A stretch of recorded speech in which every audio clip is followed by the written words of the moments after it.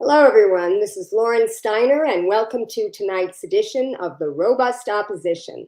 With me is a return guest, Will Harlan, who is now with the Center for Biological Diversity. But when I had him on last year, he was with the Sierra Club. So he gets around, and he's working as a biologist for the Center for Biological Diversity, a great organization that I used to work with in California to fight fracking. And he's also the lead coordinator of the coalition I Heart Pisgah, which is to protect the Pisgah-Nantahala. Did I pronounce that right? You got it. Nantahala National Forest. And in this show, we're going to be talking about two horrible plans that are coming up or have been introduced, and two actions that people in the Asheville area can take to try to make these plans better. So welcome to the show, Will. Thanks so much, Lauren. It's an honor to be here. Oh, well, I don't want to go that far, but I last saw Will at the Bill McKibben event, which was a great event. And we are partners in crime and fighting for the climate and fighting for the forests. And so let's get right into the carbon plan. And we're talking about that first because the rally for that is coming up on Wednesday here in Asheville, right outside the hearing for this plan. The North Carolina Utilities Commission is having 4 hearings. They've already had 2, one in Raleigh and one in Wilmington, and then they're having one Wednesday, I believe, in Asheville and Thursday in Charlotte. So this is an opportunity for people to come to the rally, get all pumped up about why this is bad, and then go inside and make public comment for 3 minutes. And it's really important because people sit there and they bemoan the fact that our government isn't doing anything about the climate. I was just reading today on Twitter, there was a meme that said Biden proposes $2.3 billion for climate, and in the same meme, he's proposing $37 billion for crime fighting and law enforcement. And we know that we've already committed $54 billion for Ukraine. So it seems like our priorities are a little screwed up. This week, we see the hottest temperatures ever in Europe. People are dying because they don't use air conditioning there the way we do here. And horrible problems in the United States. I myself never tire of telling people I'm a climate refugee from Los Angeles. Twice in 2019, I had to pack up my car to potentially evacuate because the fires were so close to me. Fortunately, the wind blew one way, they blew west, but if it had blown east, my house would have been a goner. But anyway, let's get right into this, Will, because last year we talked about Duke's carbon plan. It was the integrated resource plan. We talked about why that was so awful. Let's talk about this carbon plan. But before we get into the details of the plan, talk about why there is this plan, the bill that our own state Senator Julie Mayfield worked on with Republicans to reduce our carbon emissions. Yeah, how H951 could have been a disaster of a bill. It started out horrible. It was negotiated behind closed doors with Duke and a few elite Republican lawmakers. And thankfully, the public, leading champions of the environment, political leaders like Julie Mayfield and many others stepped up and said, no way is this bill going anywhere. It ultimately became a bill that was much better. Was it perfect? No. But it was a dramatic improvement over what we would have gotten with the original version. And so what this bill did was basically say North Carolina needs to reach Governor Cooper's goals of 70% reduction in carbon by 2030 and net zero by 2050. And it is in law that we have to achieve those goals. It's not just a lofty goal to shoot for. It is now legally binding. And next step is to create a plan to achieve those goals. How do we get there? The North Carolina Utilities Commission is charged with ultimately creating that plan. However, they've asked Duke to write the plan, or at least take a first stab at it. And so that's what we have before us is Duke's carbon plan. Ultimately, though, it's North Carolina Utilities Commission that is going to make the final decision. And what I think just about everyone in the environmental and conservation community, everyone who cares about their electric bills and clean energy and clean air, they want to see the North Carolina Utilities Commission step up and say, Duke, this plan is completely unacceptable. And the Utilities Commission themselves have the power to make this plan much stronger.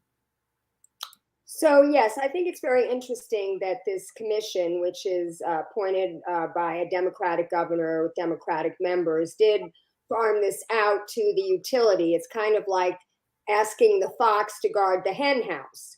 And when I mentioned this to Julie Mayfield, she said, well, I guess we didn't really think about that. We probably should have allocated money in the budget for the commission to do the plan because they probably don't have the technical expertise, which is why they reached out to Duke. So maybe you could talk about why this plan is so bad. If you want to touch on the report card that Fossil Free North Carolina did, it got an F in almost all of the 12 categories. Tell us why it's so bad. Well, ultimately, we want to see more renewables. That's the bottom line. And this plan falls way short in delivering renewables, and every alternative that it proposes, all four of its portfolios include a massive increase in fracked gas. So those two things alone are no starter. Those are non-starters. Those are complete and utter failures. But even worse is that they had plenty of feedback from stakeholders and from communities saying, we want something better. And Duke essentially ignored stakeholder feedback in developing this plan. That's one of the metrics that Fossil Free NC used in their report card, which is an outstanding summary of the most important issues in this plan, how it affects everyday ratepayers like you and me, how this plan will affect our bills, how it will affect our health. And it grades the carbon plan, Duke's carbon plan, on 12 metrics, 12 principles, and it gets D's and F's on nearly every metric. One of the biggest flaws of this plan is that it extends the timeline for retiring coal-burning power plants, which are the most uneconomic, the most expensive, and the dirtiest way to produce energy. And all of North Carolina's coal-burning power plants are costing ratepayers extra money just to keep operating. They're old, they're antiquated, they're polluting more than any other source, and Duke wants to keep them online into the 2030s. They should be retired immediately. Half of the fleet could be retired right now. The rest of the fleet should be retired by at least 2030 or earlier. Those are simple, common sense steps that Duke could have taken and chose not to in this plan.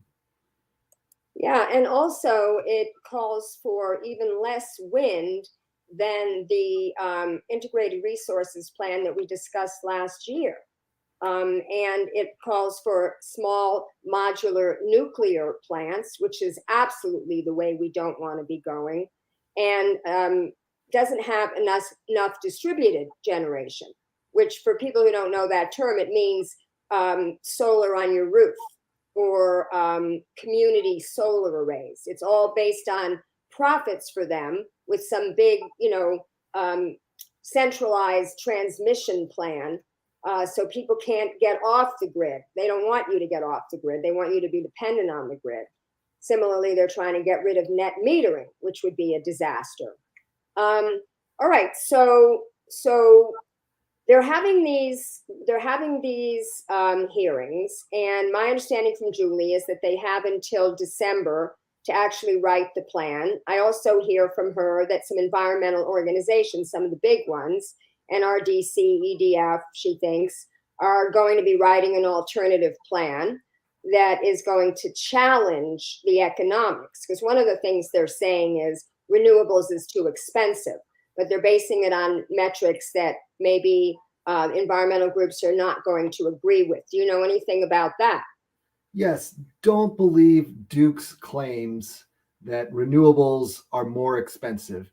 Already in North Carolina, solar is cheaper than coal, than fracked gas, than any other source. So we know renewables are affordable and the least expensive alternative. But Duke has all of these massive investments already in their system in fossil fuels, and they want customers like us to keep paying for those until they're completely paid off. They don't want to eat the expenses for those really bad investments in fossil fuels. They want to keep those online as long as possible. And so that's the real problem. Duke wanting to recover its costs from coal and gas and to make more money by building more gas plants. This plan calls for expanding the use of fracked gas, both gas burning plants and pipelines that would supply gas to those plants. Those are massive costs that Duke didn't fully account for in this plan. The cost of pipelines, for example, we've seen those costs skyrocket, and the cost of gas itself is going up, while the cost of solar and batteries is continuing to drop. And it's just common economic sense to go with renewables, but Duke is fighting that every step of the way.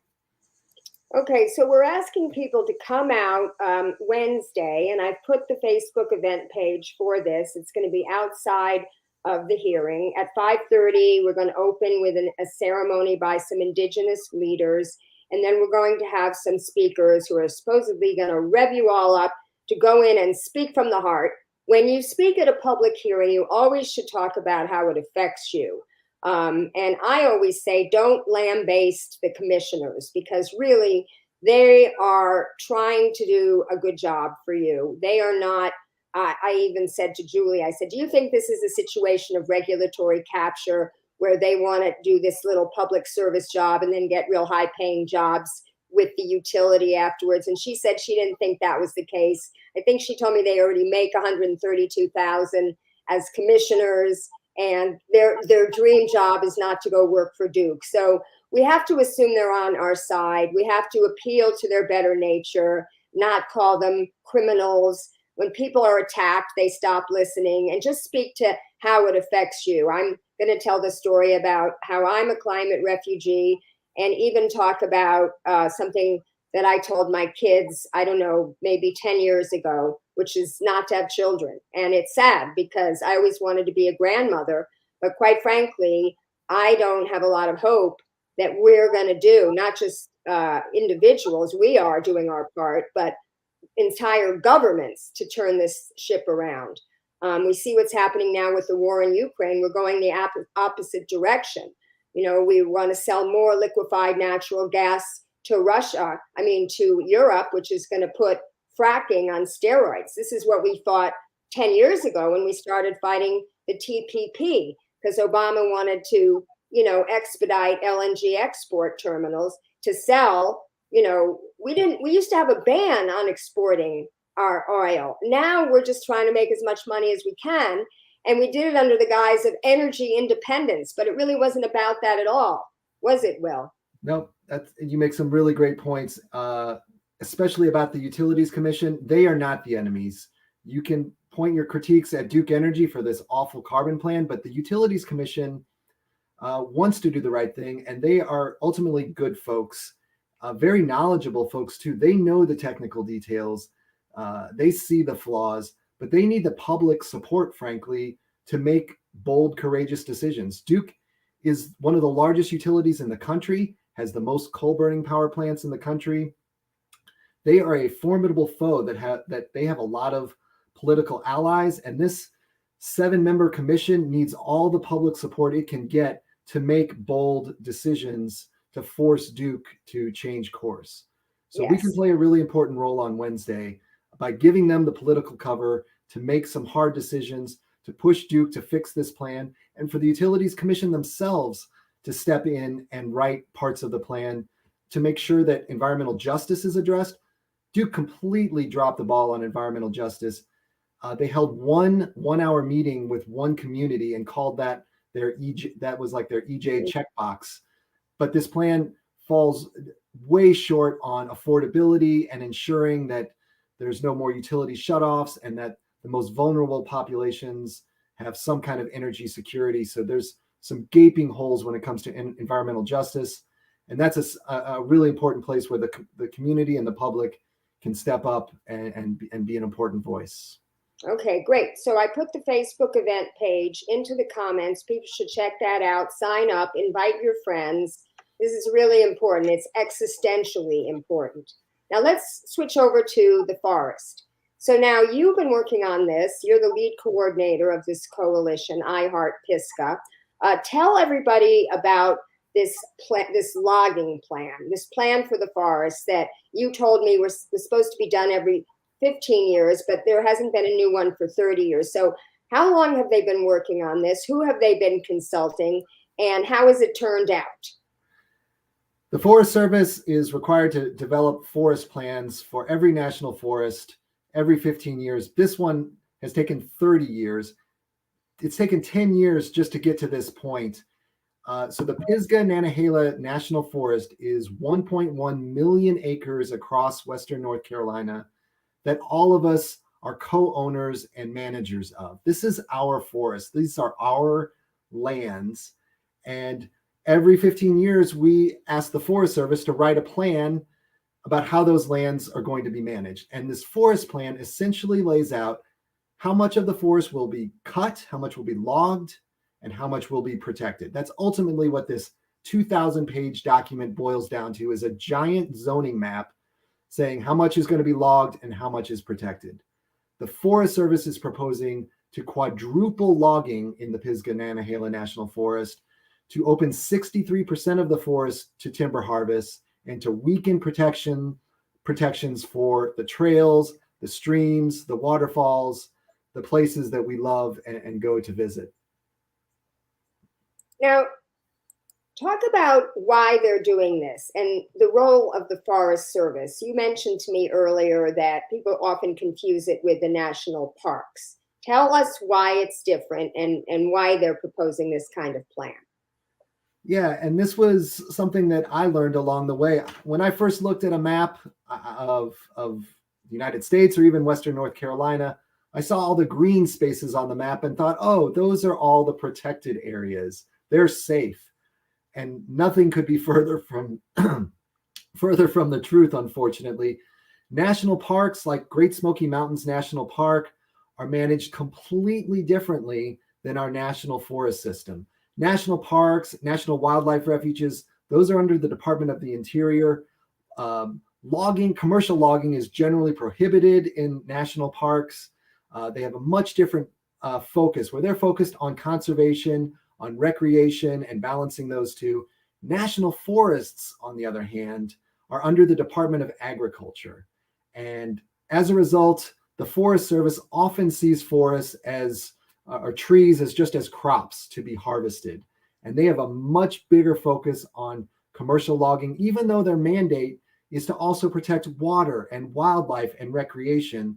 Historically, the Forest Service has focused most of their effort on logging. And we're seeing that in this forest plan, which completely neglects climate change and focuses almost exclusively on expanding logging. Now, I was mentioning to you that this is very similar to what I experienced in California with the Department of Conservation when I was fighting fracking. It's called the Department of Conservation, but if you look at their mission, it's to both protect the resource and to exploit the resource. So it was a very fine line that they were trying to balance. And you can see that here in the Forest Service, they must have a similar attitude. So how, in these past 10 years, how have the stakeholders been getting their viewpoints expressed to the Forest Service, and how much was listened to and how much was ignored? So for the past 8 of those 10 years, many of the conservation groups have sat around a table with the timber industry, with hunting organizations. They didn't always agree, but they hammered out an incredible compromise agreement. The Pisgah-Nantahala Forest Partnership Agreement would have allowed logging, but also would have protected the most important recreation and conservation areas. They achieved this agreement. They handed it to the Forest Service. The Forest Service decided not to even consider it. They outright rejected this agreement that had all of this buy-in from a wide variety of folks.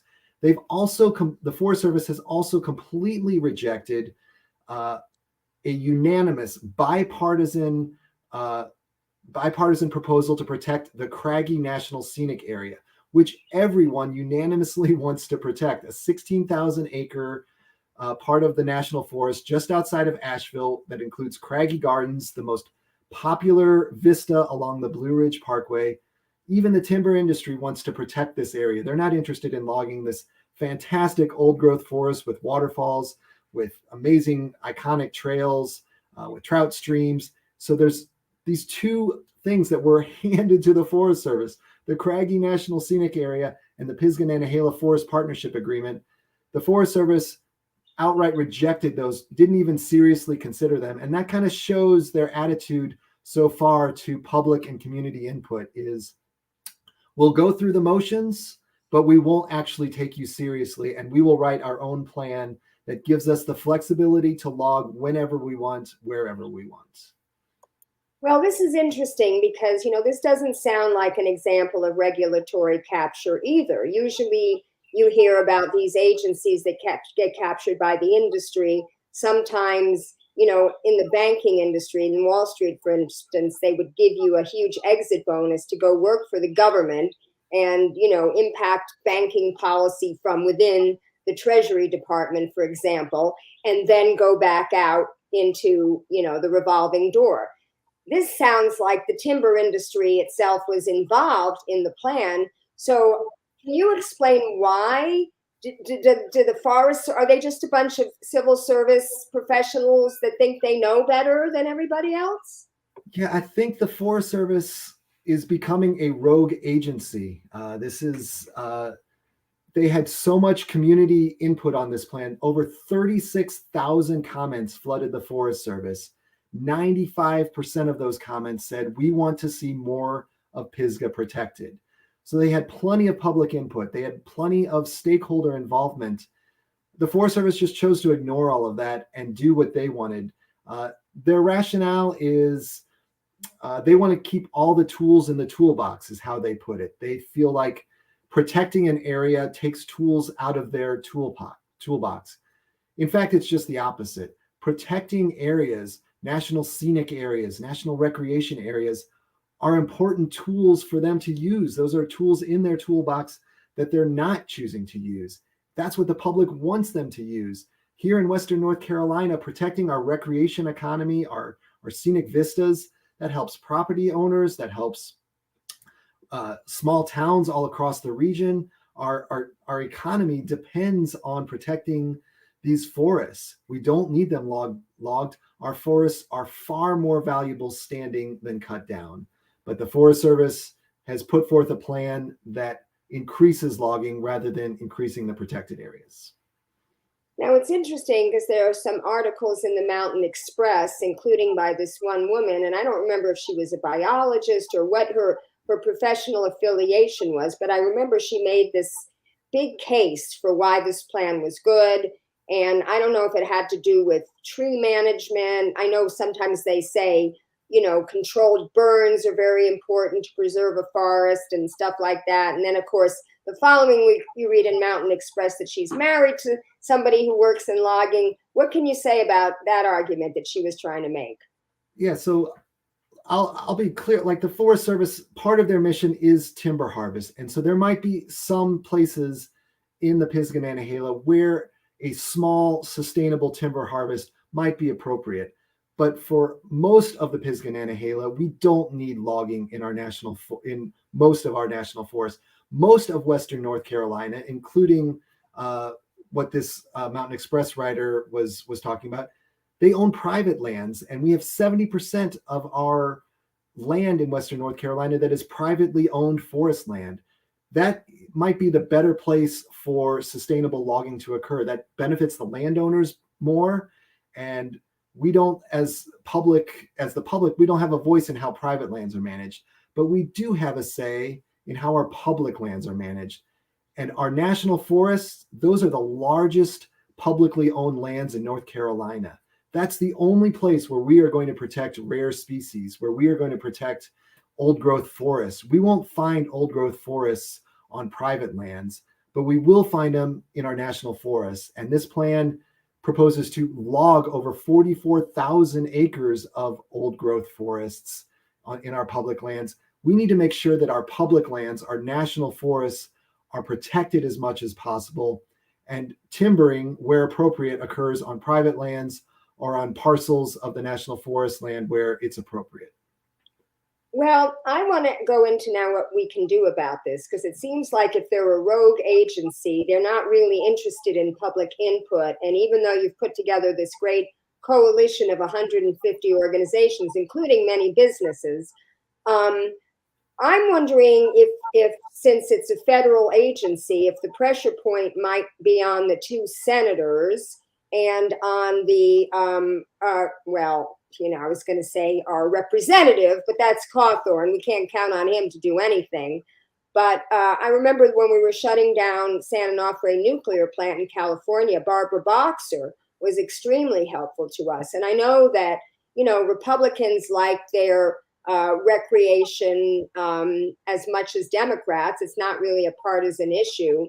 Do you think, or I should say, have you tried to appeal to these senators and your coalition to appeal to them? What's the pressure point here? Yes, both Senator Burr and Senator Tillis have expressed interest in some kind of craggy national scenic area legislation.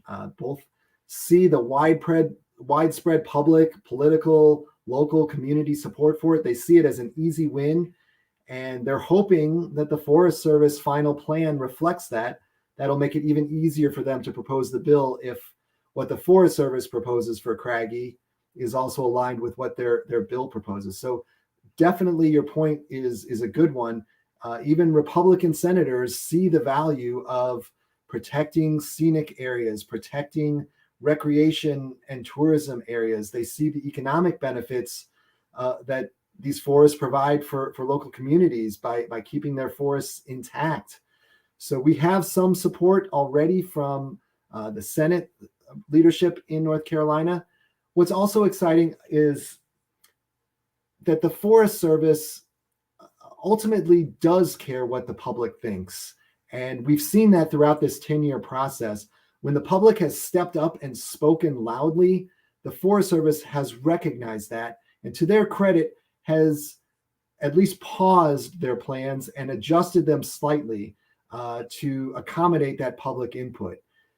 Unfortunately, this is our last chance. So next Monday, August 1st, is the very last chance for the public to weigh in on this plan.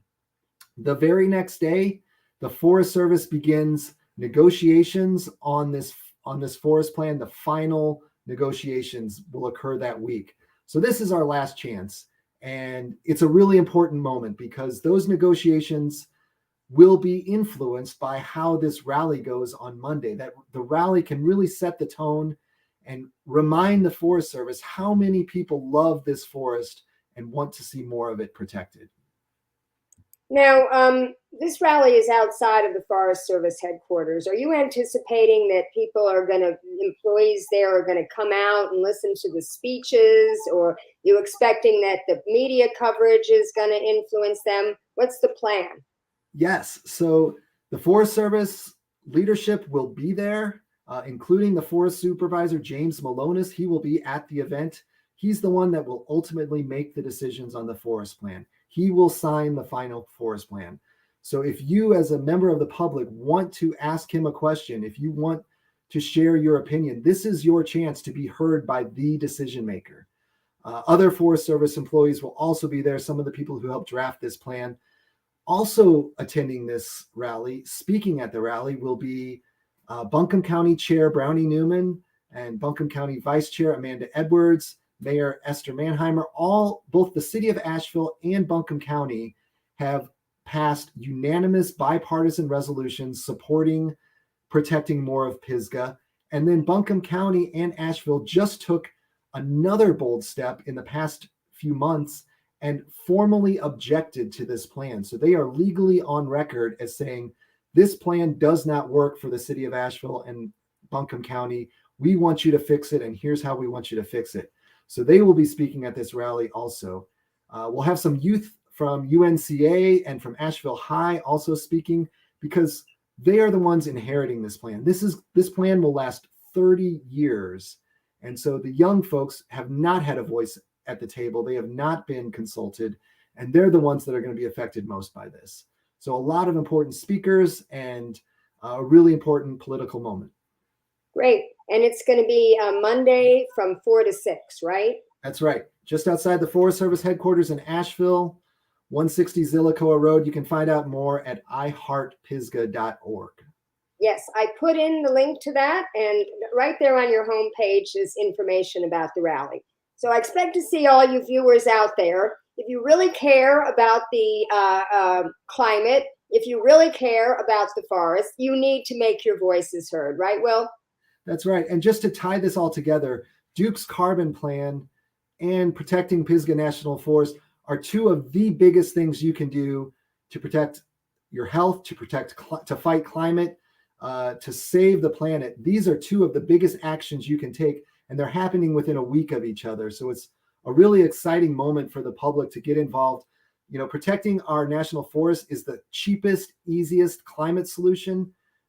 Our forests, our national forests, store more carbon than anywhere else, than anything else. So this is an easy, natural solution. And then speaking up for renewables and no more fracked gas is a really important step we need to take in the energy sector that you can do at the Duke Energy hearing on Wednesday. So an exciting week. Yes. We really need the public to step up. We really do. And my show next Sunday night is going to be on the latest thing that the Supreme Court has in store for us next year. It has to do with this thing, this obscure theory called the independent legislature theory. And it's something they're going to be taking a case on. They said they're going to hear this case next year. And it can really be the death knell in the coffin of democracy, along with everything else that's going on. So with me is going to be Lisa Graves, who's an attorney, and she was an attorney with the Judiciary Committee. She was last on my show in 2018 talking about the Kavanaugh hearings, and she's going to talk about this. And there's a special there's a special way this relates to North Carolina, which we're going to be talking about, this independent legislative theory. And I think it has to do with the redistricting. It's very obscure. I'm not going to talk about it now, but you're not going to want to miss this show next Sunday at 8 p.m. So I hope to see you. I will be at both rallies, and I hope to see you viewers there. Please share this show and keep fighting. Thanks, Will. Thank you, Lauren. Really appreciate it. Bye.